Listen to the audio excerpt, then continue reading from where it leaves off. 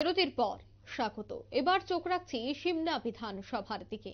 এক চাঞ্চল্যকর খবর উঠে আসছে সেই বিধানসভা এলাকায়।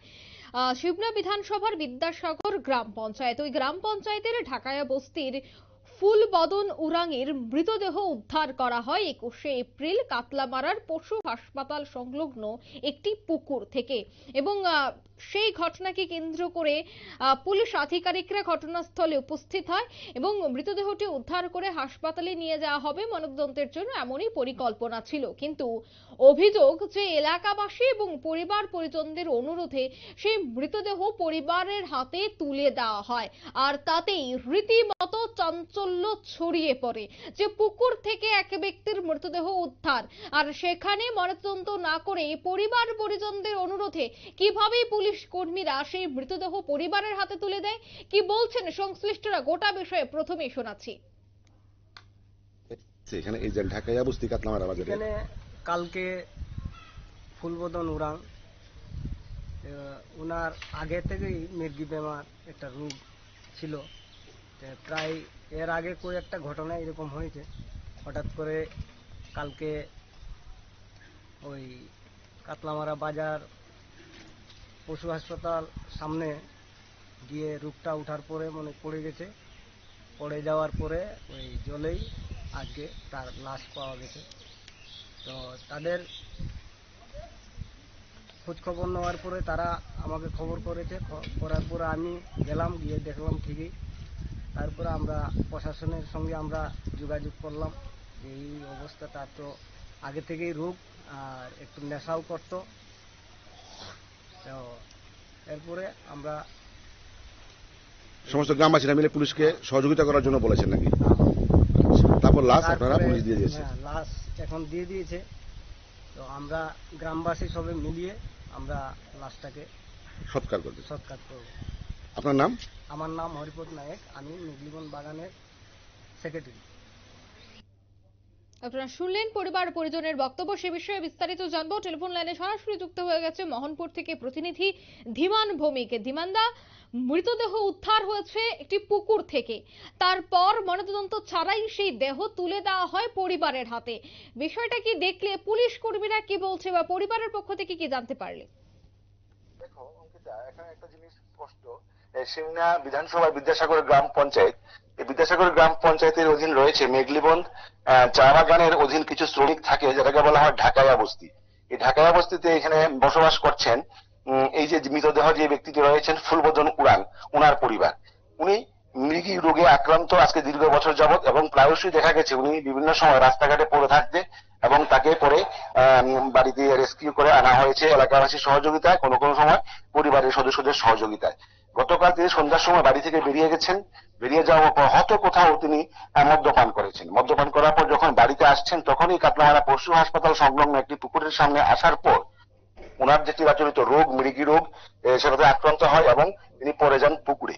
পুকুরে পড়ে যাওয়ার ফলে তার মৃত্যু ঘটে, এবং যেহেতু সে নেশাগ্রস্ত ছিল সুতরাং সে আর নিজেকে আত্মরক্ষা করতে পারেনি। কিন্তু আজ সকালে যখন তার মৃতদেহ পুকুরে ভেসে ওঠে, তখন পুলিশকে খবর দেওয়া হয় এলাকাবাসীর পক্ষ থেকে। পুলিশ এসে যখন মৃতদেহ উদ্ধার করে, তখন তাকে শনাক্ত করে এলাকাবাসীরা যে সেটা ফুলবদন উরাংয়ের মৃতদেহ। সঙ্গে সঙ্গে তার পরিবারের লোকজনদের খবর দেওয়া হয়। তার পারিবারিক আর্থিক অবস্থা একেবারেই দৈন্য দশায়, সে কোনো কিছুই করতে পারে না। সে এমনিতে যেহেতু মৃগী রোগের আক্রান্ত, যেমন তেমন ফিজিক্যালি সাউন্ড নয়, সে কোন রকম কাজ করতে পারে না। স্ত্রী এবং ছেলের উপর নির্ভর করে সংসার প্রতিপালন করছে। যখন মৃতদেহ তোলা হয়, তখন পোস্টমর্টমের জন্য শিশুচূড়া পুলিশ ফাঁড়ির আরক্ষা কর্মীরা তাকে নিতে চেয়েছিল, কিন্তু এলাকাবাসী এবং তার পরিবারের সদস্যদের চাপাচাপিতে সেটাকে নেওয়া হয়নি। তারা বলেছে যে তাদের কাছে আর্থিক অবস্থা নেই এবং যাওয়ার মতো কেউ নেই। তার ছেলে রাজেশ উরাং, তার স্ত্রীও অসুস্থ, সুতরাং কে যাবে? এই জন্য পুলিশকে তারা অনেকবার আবেদন করেছে। পুলিশ কিন্তু নাছোড়বান্দা যে না পোস্টমর্টম করতে হবে, পোস্টমর্টম ছাড়া এটা দেওয়া যাবে না। কিন্তু তথাপি গ্রামবাসীদের সহযোগিতায় এবং এই ঢাকায়া বস্তি এবং মেঘলিবন চা বাগানে যারা শ্রমিক সংগঠনের যে কর্মী নেতা ছিলেন হরিপদ নায়ক, ওনাদের আবেদনে সাড়া দিয়ে পুলিশ শেষ পর্যন্ত মৃতদেহটিকে পোস্টমর্টম ছাড়াই দিয়ে দিতে বাধ্য হয়। এখানে একটা জিনিস স্পষ্ট, আইনের জন্যই কিন্তু গ্রামবাসী আর বিচারক জনগণ রয়েছে, বা জনগণের জন্য আইন, যেটাই বলুক না কেন, পুলিশ এখানে মানবিকতা দেখিয়েছে শুধুমাত্র একমাত্র গ্রামবাসী এবং তার পরিবারের কথা মাথায় রেখে। অঙ্কিতা। একদমই, কিন্তু সেক্ষেত্রে এই যে পোস্টমর্টম বা ময়নাতদন্ত ছাড়াই দেহটাকে পরিবারের হাতে তুলে দেওয়া হয়, সেক্ষেত্রে কি পুলিশের উপর এখন কোনো ব্যবস্থা গ্রহণ করা হবে? না দেখো, এখানে পুলিশ কিন্তু চেয়েছিল পোস্টমর্টম করার জন্য, কিন্তু এখানে গ্রামবাসী এবং এলাকাবাসী এবং বাজারে যে কমিটি রয়েছে, মেঘদীবন স্টার ট্যুরিজম কমিটি রয়েছে, তাদের মানে উজুর আপত্তিতে কিন্তু দেহটিকে নেওয়া হয় না, যদিও কিন্তু পুলিশ বারবার বলেছে। এবং সবচেয়ে বড় জিনিস, পরিবারের কেউ কিন্তু কারো প্রতি অভিযোগ নেই যে এই লাশটা, তারা কিন্তু বুঝতে পেরেছে যে মৃগী রোগে আক্রান্ত হয় এবং নেশাগ্রস্ত কারণেই দেওয়া হয়েছে।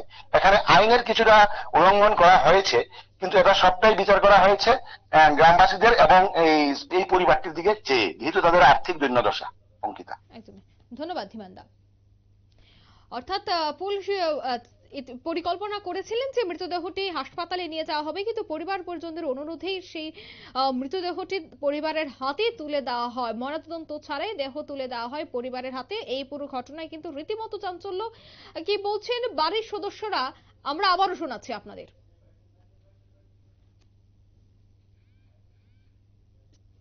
এখানে এই যে ঢাকায় বস্তি কাতলামারা বাজারে এখানে কালকে ফুলবদন উরাং ওনার আগে থেকেই মির্গি বেমার একটা রোগ ছিল। প্রায় এর আগে একটা ঘটনা এরকম হয়েছে, হঠাৎ করে কালকে ওই কাতলামারা বাজার পশু হাসপাতাল সামনে গিয়ে রোগটা উঠার পরে মনে পড়ে গেছে, পড়ে যাওয়ার পরে ওই জলেই আজকে তার লাশ পাওয়া গেছে। তো তাদের খোঁজ খবর নেওয়ার পরে তারা আমাকে খবর করেছে, করার পরে আমি গেলাম, গিয়ে দেখলাম ঠিকই। তারপরে আমরা প্রশাসনের সঙ্গে আমরা যোগাযোগ করলাম যে এই অবস্থা, তার তো আগে থেকেই রোগ আর একটু নেশাও করতো। তো এরপরে আমরা সমস্ত গ্রামবাসীরা মিলে পুলিশকে সহযোগিতা করার জন্য বলেছেন। আপনারা শুনলেন পরিবার পরিজনদের বক্তব্য। সে বিষয়ে আমি বিস্তারিত জানবো। টেলিফোন লাইনে সরাসরি যুক্ত হয়ে গেছে আইনজীবী দেবদাস বক্সী। প্রথমে আপনাকে নিউজ ভ্যানগার্ডের পর্দায় স্বাগত জানাচ্ছি। আপনাদেরকেও নমস্কার জানাচ্ছি, সবাইকে নমস্কার, বিশিষ্ট সাংবাদিক যারা রয়েছেন নিউজ ভ্যানগার্ডকেও জানাচ্ছি। শিবনা বিধানসভার বিদ্যাসাগর গ্রাম পঞ্চায়েতে আজ একটি ঘটনা ঘটেছে। জানা গেছে সেই পঞ্চায়েতেরই ঢাকাইয়া বস্তির ফুলবদন উরাং নামে একজন ব্যক্তির মৃতদেহ উদ্ধার করা হয়েছে পুকুর থেকে। তারপরে পুলিশ আধিকারিকরা সেখানে উপস্থিত হয়েছেন। তারপর মৃতদেহ উদ্ধার করে হাসপাতালে নিয়ে যাওয়া হবে ময়নাতদন্তের জন্য, এমনটাই পরিকল্পনা ছিল। কিন্তু পরিবার পরিজন এবং এলাকাবাসীদের অনুরোধে পুলিশ আধিকারিকরা সেই মৃতদেহ তুলে দেয় পরিবার পরিজনদের হাতে। সেই বিষয়টা নিয়ে আপনি কি বলবেন? আপনি একজন আইনজীবী, বিষয়টাকে কিভাবে দেখছেন? দেখুন, with due respect Vanguard and also all of the police officers, saying that the provision 176 আমাদের 176 এ সিআরপিসি তে যে বিধান আছে, যখনই এই ধরনের কোনো ঘটনা রিপোর্টেড হবে তখন দ্য জুডিশিয়াল ম্যাজিস্ট্রেট এবং মেট্রোপলিটন ম্যাজিস্ট্রেট এবং executive magistrate, even also the police officer যারা এটার উপরে তদন্ত করছে, তারা স্পেশালি একটা রিকুইজিশন মূলে সেটাকে পোস্টমর্টমের জন্য নিয়ারেস্ট কোনো সিভিল সার্জন এবং আদার কোয়ালিফাইড মেডিকেল পার্সনকে অ্যাপয়েন্ট করতে পারে। এটা আপনার প্রভিশনে বলা আছে। এটা হচ্ছে প্রভিশনের মূল মানে মেমোরেন্ডাম, যেটার উপর ভিত্তি করে যখন আপনাদের সামনে কোনো একটা বিষয় রিপোর্ট হবে বা পুলিশের কাছে কোনো একটা বিষয় রিপোর্ট হবে, তখন ম্যাজিস্ট্রেটকে বিষয়টা জানানো এবং অ্যাজ পার রিকুইজিশন সেটাকে পোস্টমর্টমের ব্যবস্থাপনা করা। এখন দেখতে হবে যে বিষয়টা কোন পরিস্থিতির উপর ভিত্তি করে ওনারা সেটাকে হ্যান্ড ওভার করেছেন। But as per law there is a মানে provisions of 176 inquiry by the magistrate into the cause of death. সেই ক্ষেত্রে জুডিশিয়াল ম্যাজিস্ট্রেট বলুন আর মেট্রোপলিটন ম্যাজিস্ট্রেট বলুন, এক্সিকিউটিভ ম্যাজিস্ট্রেট বলুন, ওনারা যদি কেউ নাও থাকে, police officer holding an inquiry or investigation as the case may be, within 24 hours এর মধ্যে ফরওয়ার্ড করতে হবে বডিটাকে within a view to it's being examined to the nearest civil surgeon and other qualified medical officer. সুতরাং এটাতে স্পষ্টই বলা আছে, আপনার কাছে রিলেটেড টু কোনো ধরনের কজ অফ ডেথের কোনো ঘটনা আসলে সেটাতে yourself is a being duty bound to examine the dead body by the civil medical hospital or any kind of medical officers. তো সেক্ষেত্রে এখন যে পুলিশ এই ঘটনা ঘটালো, সেক্ষেত্রে কি পুলিশের বিরুদ্ধে কোনো ধরনের ব্যবস্থা গ্রহণ করা হবে? দেখুন, আমি আপনাকে বলছি জিনিসটা এরকম না। বিষয়টা হচ্ছে লতে ইজ এ ম্যান্ডেটরি প্রভিশনস, কিন্তু আপনাকে আমি ফ্যাক্টটা বলছি যে সেটা পুলিশকে বলা, ডাইরেক্টলি ভাবে পুলিশকে ইনভলভ করা, there is a part of investigation, there is a part of mandatory provision. কিন্তু নিজের ফ্যামিলি মেম্বার্সরা যদি বলে থাকে যে আমি সেটাকে পোস্টমর্টম করাবো না, that's liability also shifted to those persons that who are obstructed in case of a postmortem the dead body.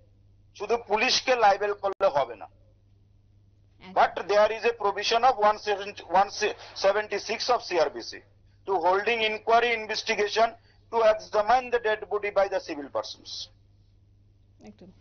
অসংখ্য ধন্যবাদ আপনাকে বিস্তারিত তুলে ধরার জন্য। আপনাদেরকে অসংখ্য ধন্যবাদ।